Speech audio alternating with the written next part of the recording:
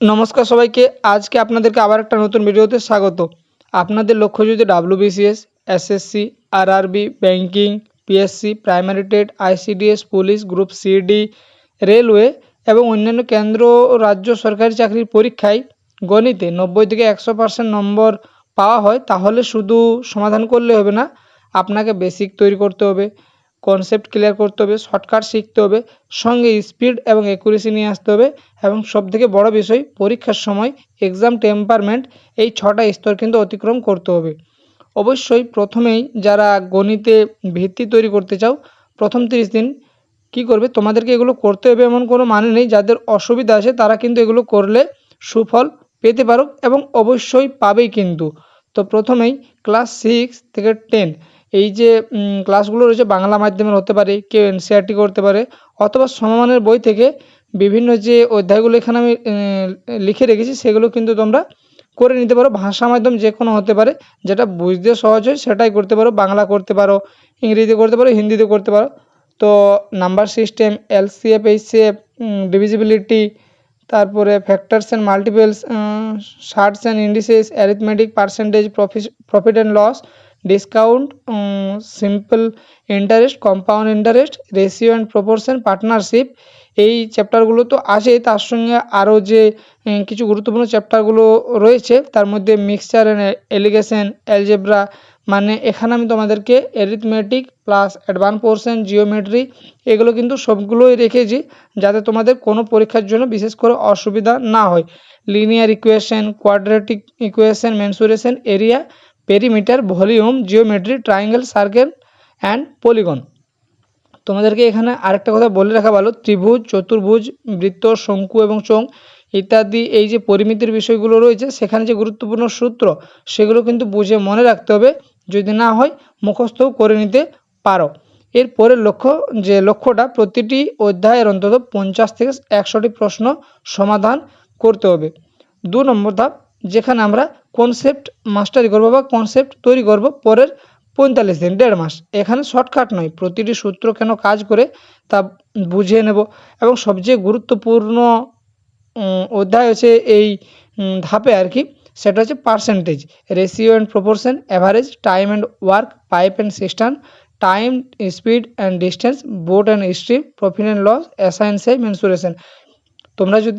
আপনারা যদি খেয়াল করে থাকেন যে এই বিষয়গুলো থেকেই কিন্তু বেশিরভাগ সময় আর কি, বা বেশিরভাগ পরীক্ষাতে এখান থেকে অধিকাংশ পরীক্ষায় 60 থেকে 70% প্রশ্ন আসে। ধাপ 3 নম্বর, যেখানে শর্টকাট শিখবো আমরা পরের 30 দিন, পরের মাসে। বেদিক ম্যাথ টেকনিক যেগুলো রয়েছে শর্টকাটের জন্য, সেগুলো ব্যবহার কিভাবে করতে হয় সেগুলো শিখবো। মাল্টিপ্লিকেশন ট্রিক শিখবো, স্কোয়ার ট্রিক শিখবো, কিউব ট্রিক শিখবো, পার্সেন্টেজ, কনভার্সন, অ্যাপ্রক্সিমেশন। এগুলো কিন্তু কী হবে, আমাদের স্পিড এবং একুরেসি তৈরিতে অনেকটাই সাহায্য করবে। টেবিল মুখস্থ, নামতা যেটা 1 থেকে 30 পর্যন্ত অবশ্যই মুখস্থ রাখার চেষ্টা করব, এবং স্কোয়ার যেগুলো 1 থেকে 50 পর্যন্ত, কিউবস মুখস্থ 1 থেকে 30 পর্যন্ত, এবং ফ্র্যাকশন টু পার্সেন্টেজ, এই ফ্র্যাকশনগুলোকে পার্সেন্টেজে মুখস্থ করে রাখতে হবে। এখানে আমি 6টা রেখেছি, কিন্তু এখানে অনেকগুলো মনে রাখতে হবে এবং যদি সেগুলো মনে থেকে যায় তাহলে কিন্তু পরীক্ষায় অনেকটাই সময় বাঁচানো সম্ভব। এসব পরীক্ষায় অনেক সময় বাঁচবে এই বিষয়গুলো কিন্তু যদি আমরা ভালোভাবে করি। পরের ধাপ স্পিড বিল্ডিং। এখানে আমরা কী করব, নিজেদের যে গণিতের স্পিড তৈরি করব। প্রায় এখানে আমরা সময় দেব 1.5 মাস প্রতিদিন।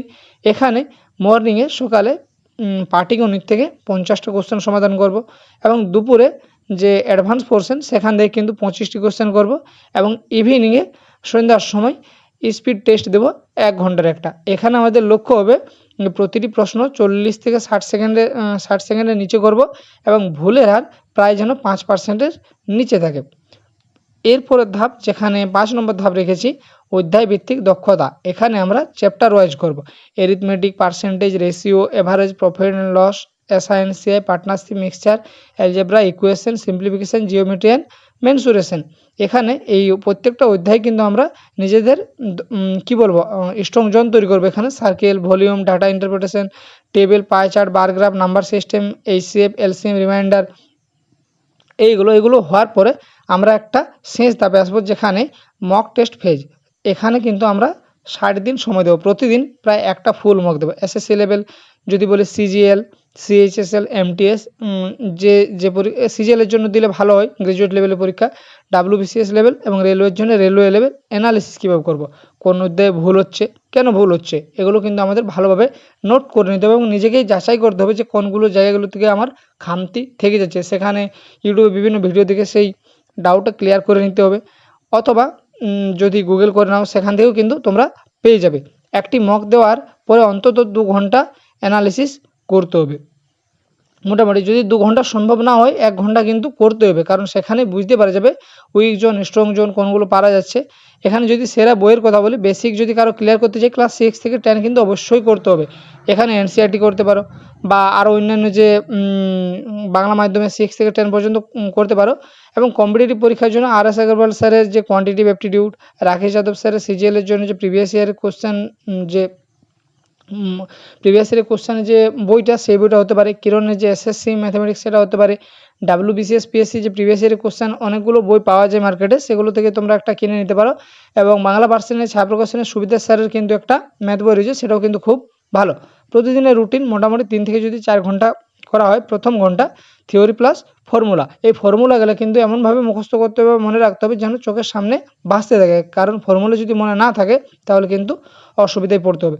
এবং দ্বিতীয় ঘন্টা যেটা চ্যাপ্টার প্র্যাকটিস, চ্যাপ্টার ওয়াইজ 50টা কোশ্চেন, মোটামুটি একটা চ্যাপ্টার ধরবেন, 50টা যদি না হয় 30টাও যদি করা যায় তাও কিন্তু অনেক।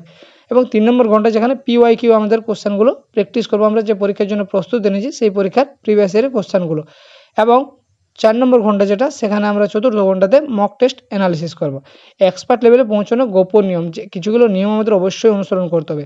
একটি অধ্যায় শেষ না করে অন্য অধ্যায়ে যাবেন না, সেখানে কিন্তু সমস্যা হতে পারে। কারণ ব্যাপারটা হচ্ছে যে এরকম খাপছাড়া যদি একটা চ্যাপ্টার কঠিন মনে হয় তাহলে একটা অন্য চ্যাপ্টার যাবে, এইভাবে কিন্তু যে বাকি পড়াগুলো বাকি থেকেই যাবে, তাই অবশ্যই কিন্তু চ্যাপ্টারটাকে শেষ করতে হবে। প্রতিটি প্রশ্নের 2টি সমাধান শিখতে হবে, ট্র্যাডিশনাল মেথড এবং শর্টকাট মেথড। এবং গত 10 বছরের এসএসসি, ডাব্লিউবিসিএস, রেলওয়ে, ব্যাংকিংয়ের প্রশ্ন সমাধান করুন, যাতে যে কোনো ধরনের প্রশ্ন এলেই একটা পারা যায় আর কি। এবং একটা ফর্মুলা নোটবুক তৈরি করতে হবে নিজেরই, এবং নিজেরই খাতাতে নোট করতে হবে যে ফর্মুলাগুলো বারবার ভুলে যাওয়া বা অসুবিধা হতে পারে। এবং প্রতিদিন মোটামুটি 100 থেকে 150টা প্রশ্ন সমাধান করতে হবে। যদি সম্ভব না হয় মিনিমাম 30টা থেকে 50টা, 20টাও করতে হবে। যদি কোনো দিন কোনো প্রোগ্রাম থাকে 20টাও অন্তত করতে হবে। প্রতি সপ্তাহে একদিন শুধুমাত্র রিভিশন করুন, সেটা রবিবারও হতে পারে। এইভাবে যদি 6 থেকে 8 মাস পরিকল্পনা নিয়মিত অনুসরণ করা হয় তাহলে সরকারি চাকরির অধিকাংশ পরীক্ষায় গণিতে খুব শক্তিশালী অবস্থানে পৌঁছতে পারবেন এবং উচ্চ স্কোর করার বাস্তব সুযোগ তৈরি হবে বলে আমার মনে হয়। তোমাদের যদি ভিডিওটি অবশ্যই উপকারী বলে মনে হয়, একটা লাইক করে দেবেন, কমেন্ট করে দেবেন এবং সবচেয়ে অবশ্যই চ্যানেলটিকে সাবস্ক্রাইব করে দেবেন।